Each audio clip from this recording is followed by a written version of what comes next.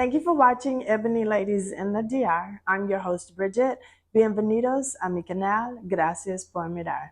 So lately in front of Cocotao, where we live, our community, there has been a lady. It has been like maybe 3 or 4 months.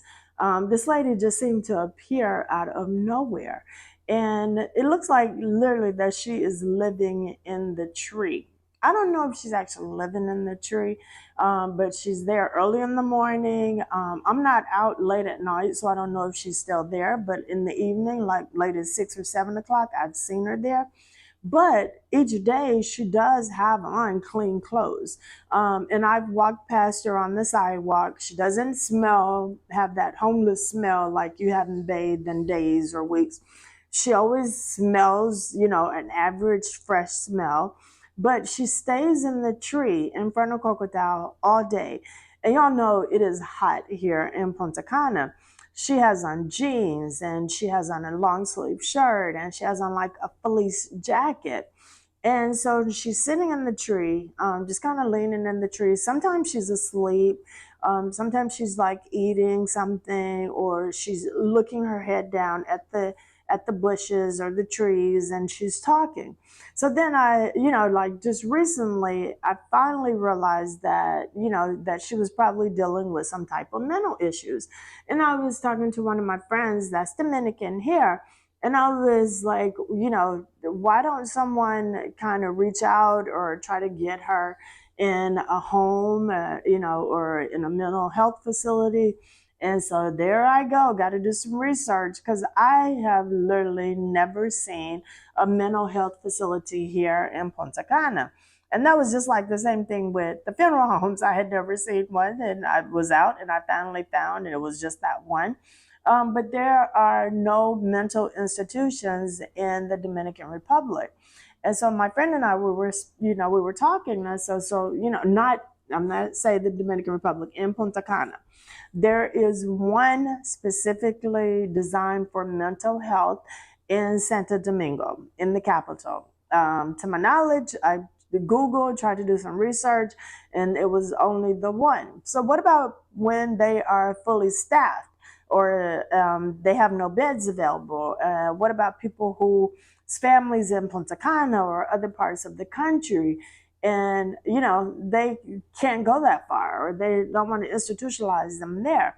Well, then the case would be that they would go to basically the state hospital, or the municipality hospital. So Punta Cana, it would be a state hospital, a regular hospital, either here in Punta Cana or in Higüey. And let me tell you the difference. So if they go to just a regular hospital, state hospital, these people are going to be in a bed, probably 12, 13 hours a day. Is like prison. They will be in a bed, in a room, 12 to 13 hours a day with another person that, is also suffering from mental health issues. They will get no exercise. They will be drugged all day. So the state of caring for mental health patients outside of Santo Domingo is a really sad state. So if you are someone that is suffering from mental health issues, and you are looking for a happier place to live and to get yourself together and just, to be able to cope, I'm not going to say that the Dominican Republic is one of the best places to choose. And it's so weird that all of this like kind of ties together, because I was looking, and Dominican Republic is one of the happiest countries in the world, according to the World Health Organization. Dominican Republic ranks like 91 out of 300 countries. And that's pretty high on the list as one of the happiest countries. And it's the weather, the healthcare, the food, the lifestyle, just all of that makes it one of the happiest countries. But there are people who suffer from mental illness here. And, so my friend and I, we were discussing, because, I'm all about, wanting to help wherever I can. And I was like, do you think we should try to talk to her and see what she needs. Sometimes people just need someone to help them do the paperwork or someone to help transport them, or they don't know, exactly what it is they actually need. And she started explaining to me, she was like, it would be so much red tape, so much paperwork. And I'm like, well, I'm out here, I'm here for it. If I can help make someone's life better, then I would like to do that. And so, so we went over and we just kind of like were going with some juice. I think she had like a mango juice and I had a chinola juice. And we just kind of walked over, and she's fluent in Spanish. So she greeted her, and the lady gave a little bit of a smile. And so I kind of stayed back because I'm not Dominican, and maybe she felt threatened, or not wanting to talk to me or talk to her with me being there. So I stayed on the sidewalk, and so she went over and she had a conversation with her, and she just said, the lady said, "I'm fine. I'm fine. I live in the tree. I'm fine. I'm happy, and leave me alone. Don't talk to me. Leave me alone." And so, I guess unfortunately, you kind of have to leave it there because she's an adult, and I don't know what her situation is, where her family is, but I thought it was just like so sad, because is that how the rest of her life is going to be? And I'm thinking, all of this money here in Punta Cana, why isn't there a facility? Why aren't there more resources and advocates for people with mental health here in this area, to get some type of institution open so that they won't be subjected to living in a hospital? Because a hospital, they're just not even really being treated like a patient, because some patients, they'll get physical therapy and get taken out of the room and help to improve their health, because their goal is to get them healthy and out of the hospital. But with mental health, it's just they will really be sentenced to die there if you put them in one of the hospitals, outside of the mental institution in Santo Domingo. So I know it's like a gloomy topic, but there are people who watch my channel, subscribe to my channel, and they were also inquiring about, the mental health, and do you see a lot of homeless people?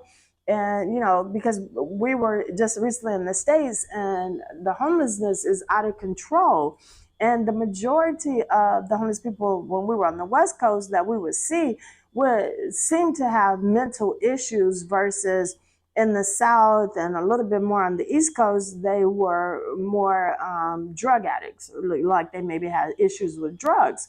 So here in the Dominican Republic, there is a small number of people that is reported anyway, that are suffering from mental health.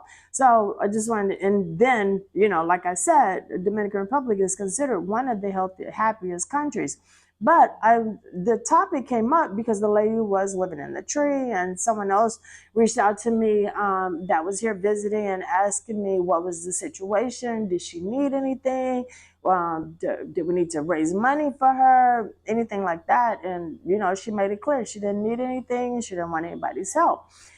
So it says, think about, the places that you're going to if you're suffering from mental health issues. Think about, is the medication offered here?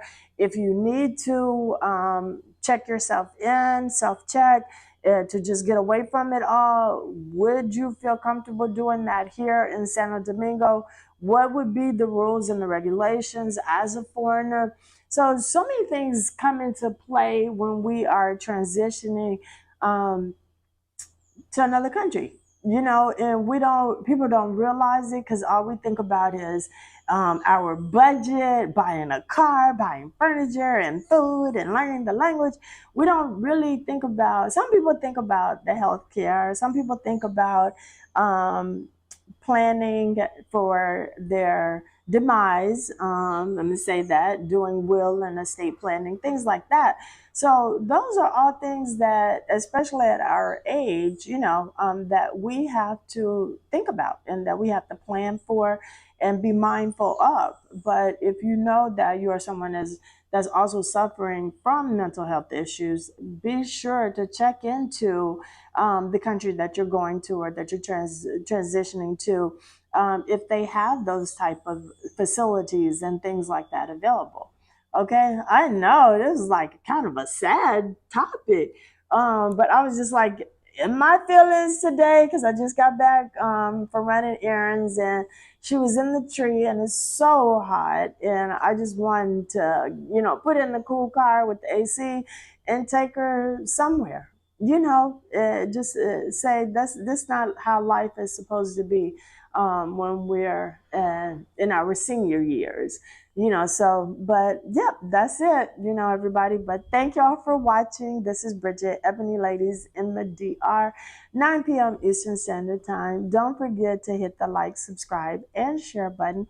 And if you know someone or yourself that's suffering from mental health issues, reach out. Don't deal with stuff alone, because there's so many people out there that care about you and that can help you, So that's it.